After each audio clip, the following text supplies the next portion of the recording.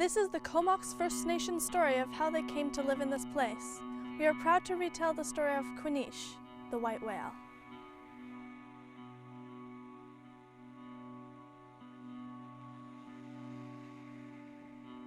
In the Comox Valley, the legend of Queneesh tells how an old man had a dream where he was told to warn the Comox people to prepare for a coming disaster.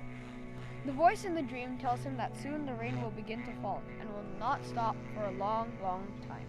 This constant rain will result in tremendous flooding, and the people must work hard to prepare themselves for this time. The Comox chief listens to the old man's story. Due to his respect of their elders, decide to take his advice.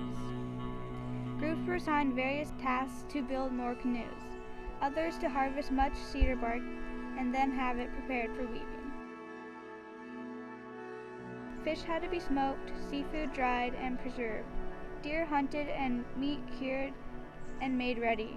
Yet others were to make capes, woven hats that will be needed to shed the rain. Even the young children had to give up their games in order to help with the preparations. Finally, everything was ready, and just in time. As the voice in the dream predicted, the rain began. A group of the strongest and wisest men was sent to the top of the glacier, where they were to pick an ideal location to attach the cedar ropes.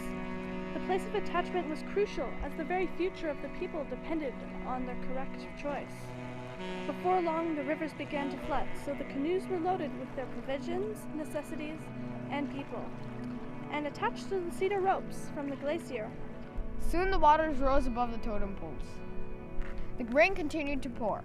The people became more frightened, and the canoes required constant bailing.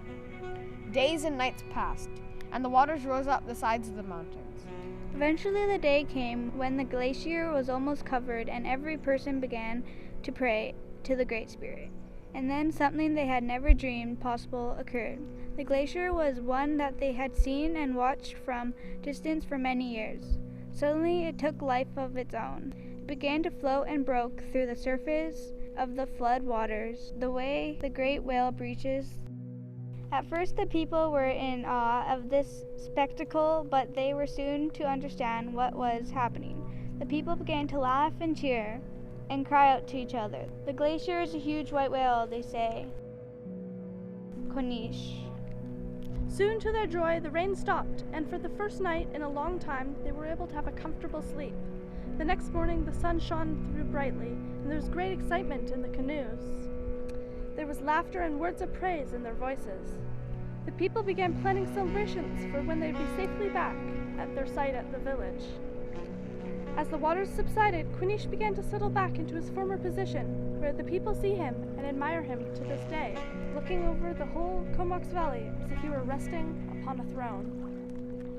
For us, the story of Queneesh is a cautionary tale that makes us more aware of global warming.